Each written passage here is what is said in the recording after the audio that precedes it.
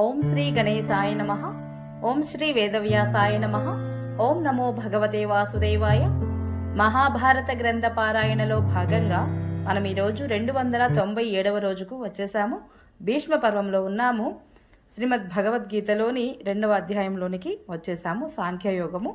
నిన్నటి రోజున అర్జునుడు విషాదంలో మునిగిపోవట గురించి, తన రథంలో శోకాకుల చిత్తుడై కుప్పకూలిపోవడం గురించి తెలుసుకున్నాము. ఇక ఈరోజు సాంఖ్యయోగం గురించి తెలుసుకోబోతున్నాము. చాలా బాగుంటుంది, చివరి వరకు స్కిప్ చేయకుండా చూడండి. హరే కృష్ణ.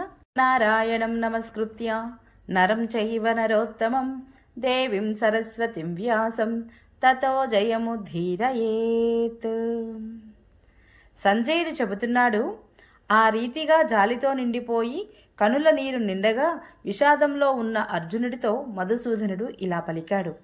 శ్రీ భగవానుడు అంటున్నాడు, అర్జునా, ఆర్యులు ఆచరించని స్వర్గాన్ని ఇయ్యజాలని కీర్తికరం కానట్టి ఈ మోహం నీకు ఆ సమయంలో ఎందుకు కలిగింది? పార్థ, నపుంసకత్వాన్ని పొందకు, ఇది నీకు తగినది కాదు. ఓ పరంతప, క్షుద్రమైన హృదయ దౌర్బల్యాన్ని విడిచిపెట్టి లే. అప్పుడు అర్జునుడు అంటున్నాడు, మధుసూదన, యుద్ధంలో భీష్మ ద్రోణులను నేను బాణాలతో ఎలా ఎదుర్కోగలను? అరిసూదన, వారు నాకు పూజనీయులు కదా. మహానుభావులైన గురువులను చంపకుండా ఈ లోకంలో భిక్షాన్నం తినడమే మేలు. ఎందుకంటే గురువులను చంపితే ఇక్కడే రక్తసిక్తమైన అర్ధకామాలనే భోగాలనే నేను అనుభవించాలి. ఇక రెండు పక్షాలలో ఏది శ్రేష్టమో మనకు తెలియదు. స్వజనులైన ఆ ధాత్రారాష్ట్రులు మనకు ప్రతిముఖులై నిల్లుచున్నారు. వారిని చంపి మనం జీవించాలనుకోవడం లేదు. పిరికితనమనే దోషంతో చలించని స్వభావం కలవాడిని, ధర్మమేదో తెలుసుకోలేనని మూర్ఖచిత్తుడిని అయ్యి నిన్ను అడుగుతున్నాను. దయచేసి నాకు నిశ్చయంగా ఏది శ్రేయస్సు కలిగిస్తుందో దానిని చెప్పు. నేను నీకు శిష్యుడిని, ఆపన్నుడిని. నీవు నన్ను సరిగా తీర్చిదిద్దు.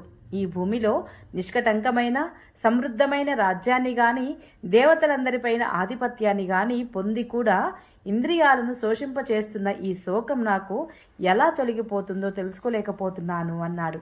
సంజయుడు చెబుతున్నాడు, రాజా, నిద్రను జయించగలిగిన అర్జునుడు, అంటే గుడాకేశుడు అనే నామం కూడా అర్జునుడికి ఉందన్నమాట.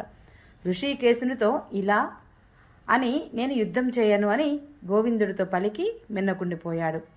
అప్పుడు భారత అంతర్యామి అయిన ఋషికేశుడు, అంటే శ్రీకృష్ణుల వారు ఆ రెండు సేనల మధ్య విషాదగ్రస్తుడై ఉన్న అర్జునుడిని చూసి పరిహసిస్తున్నట్లుగా ఇలా అన్నాడు. శ్రీ భగవానుడు అంటున్నాడు, నీవు శోకింపదగిన వారిని గూర్చి శోకిస్తున్నావు. పైగా పండితుని వలె మాట్లాడుతున్నావు. పోయిన వారిని గురించి కానీ, జీవించి ఉన్న వారిని గురించి కానీ పండితులు శోకించరు. ఏ కాలంలోనూ నేను లేను, నీవు లేవు, ఈ రాజులు లేరు అనేది లేదు కదా. అలాగే ఇకపై మనందరము ఉండబోము అనేది కూడా లేదు కదా. దేహదారులకు ఈ దేహంలో బాల్యం, యవ్వనం, ముసలితనం వచ్చినట్లుగానే దేహాంతరం కూడా ప్రాప్తిస్తుంది. ధీరుడైన వాడు ఆ విషయంలో మోహపడడు. ఓ కౌంతేయ, శీతోష్ణ సుఖదుఖాలను సమంగా భావించే ధీరుడిని ఈ ఇంద్రియాలు, విషయ సంయోగాలు బాధించవు. అట్టివాడు మోక్షానికి యోగ్యుడవుతాడు. సద్వస్తువుకు భావం లేదు, సద్వస్తువుకు అభావం లేదు. తత్వజ్ఞానులు ఈ రెండింటి యొక్క తత్వాన్ని దర్శించారు. దేని వలన ఈ సంపూర్ణ జగత్తు వ్యాప్తమై ఉందో దానిని నాశరహితమైన దానిగా తెలుసుకో. అవ్యయమైన దానిని ఎవరు కూడా నాశనం పొందించడానికి సమర్థులు కారు. నాశరహితమైనను అప్రమేయమైనను నిత్యస్వరూపమైన జీవాత్మ యొక్క ఈ దేహాలన్నీ అంతమయ్యేవే. కాబట్టి ఓ భారత, యుద్ధం చెయ్యి. ఈ ఆత్మను చంపుతున్నానని భావించేవాడు, చనిపోయిందని భావించేవాడు ఇద్దరు కూడా అది ఎవరి చేత చావదని, ఎవరిని చంపదని తెలుసుకోలేరు. ఈ ఆత్మ ఎప్పుడు కూడా పుట్టదు, చావదు. అలాగే ఇది ఇంతకు ముందు పుట్టింది కాదు, ఎప్పుడు ఉండేదే.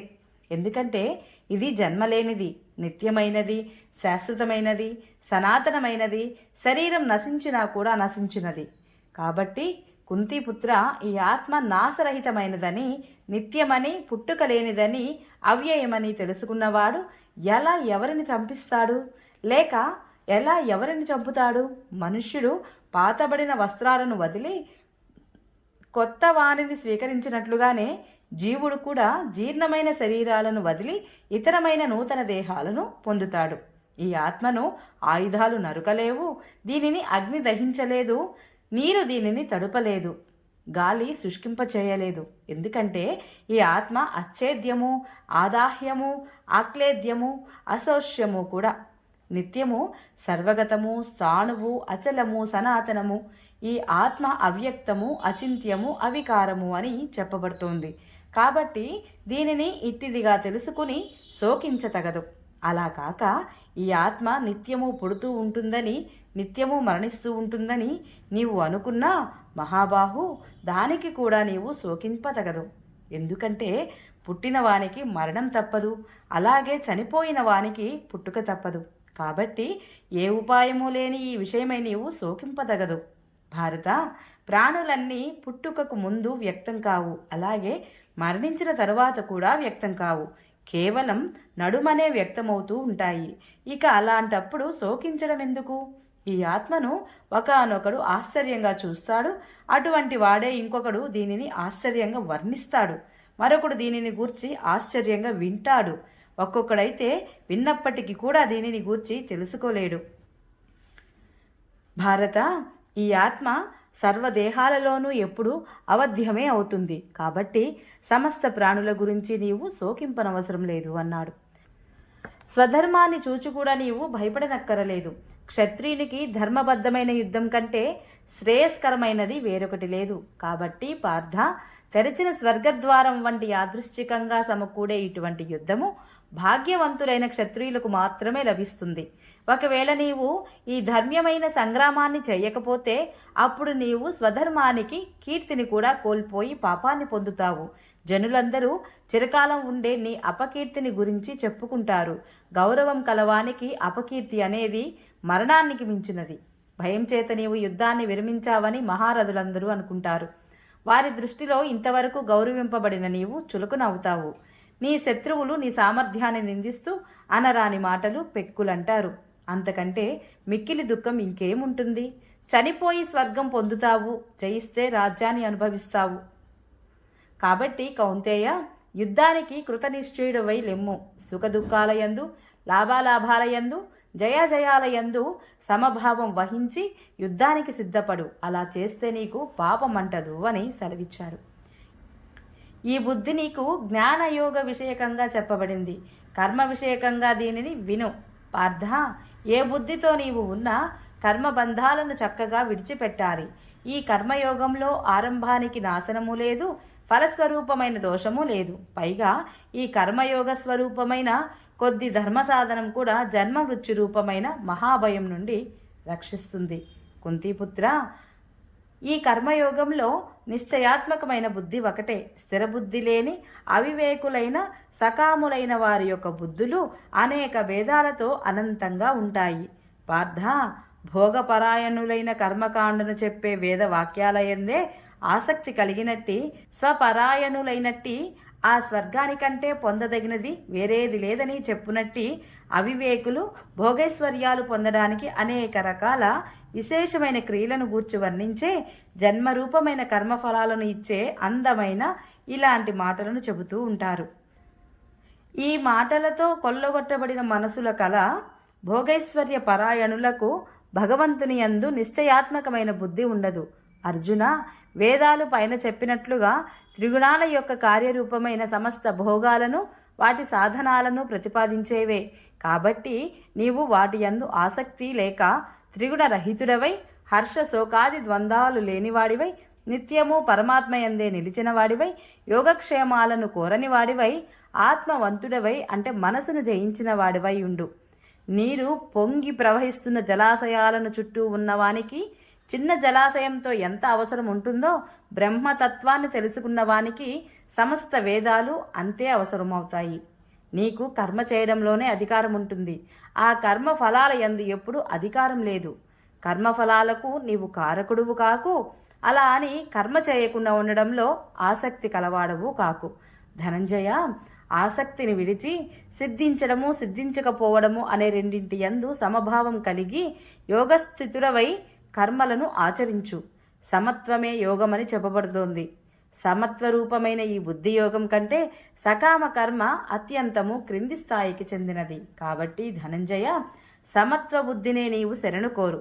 ఫలహేతువులైన మిక్కిలి హీనమైనవి సమత్వ బుద్ధి కలిగిన వారు సుకృత దుష్కృతాలను ఈ రెండింటిని ఈ లోకంలోనే విడిచిపెడతారు. కాబట్టి నీవు సమత్వ రూపమైన యోగాన్నే అనుష్ఠించు. యోగం అంటే కర్మలలో నైపుణ్యమే. సమత్వ బుద్ధి కలిగిన జ్ఞానులు కర్మల వలన ఉత్పన్నమయ్యే ఫలాన్ని విడిచిపెట్టి జన్మ బంధాల నుండి విముక్తులై నిర్వికారమైన పరమపదాన్ని పొందుతారు.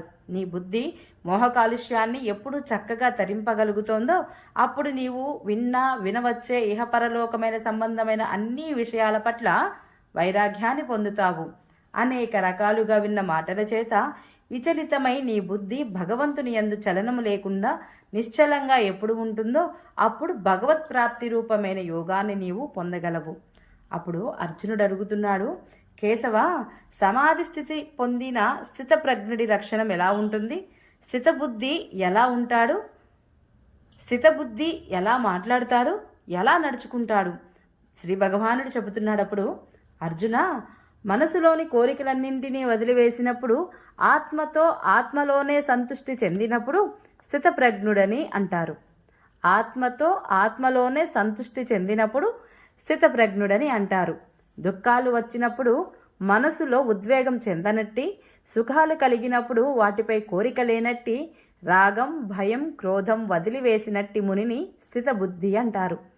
సర్వత్రా స్నేహరహితుడై ఆయా కాలాలలో శుభాశుభాలను పొంది ఆనందం కానీ ద్వేషం కానీ లేనట్టి వాని యొక్క బుద్ధి స్థిరమైనది. తాబేలు అన్ని వైపుల నుండి అవయవాలను లోపలికి కుదించుకున్నట్లుగా ఇంద్రియ విషయాల నుండి ఇంద్రియాలను అన్ని విధాలా ఉపసంహరించినట్టి వాని బుద్ధి స్థిరమైనది. ఇంద్రియాల ద్వారా విషయాలను గ్రహించని వానికి విషయాలు తొలగిపోతాయి. అతని యొక్క ఆ ఆసక్తి కూడా నిరాసక్తుడైన పరమాత్ముడిని దర్శించిన తరువాత తొలగిపోతుంది. ఓ కౌంతేయ, ఈ ఇంద్రియాలు ప్రమత్తతను కలిగించేవి. ఆసక్తి నశించకపోతే సాధనాయత్నం చేస్తున్న పండితుని మనసును కూడా అవి బలవంతంగా లాగివేస్తాయి. కనుక సాధకుడైన సమస్త ఇంద్రియాలను నిగ్రహించి సమాహిత చిత్తుడై నాయందే లగ్నమవ్వాలి. ఇంద్రియాలను వశంలో ఉంచుకున్న వాని బుద్ధి స్థిరమై ఉంటుంది. విషయాలను గూర్చి ధ్యానించేవానికి ఆ విషయాల యందు ఆసక్తి కలుగుతుంది. ఆసక్తి వలన వాటి యందు కోరిక కలుగుతుంది. కోరికలకు ఆటంకం కలిగితే క్రోధం పుడుతుంది. క్రోధం వలన వ్యామోహం కలుగుతుంది. మోహం వలన వివేకం దిగజారిపోతుంది. వివేకం పోవడం వలన బుద్ధి నశిస్తుంది. ఇక బుద్ధి నశిస్తే సర్వనాశనమవుతాడు.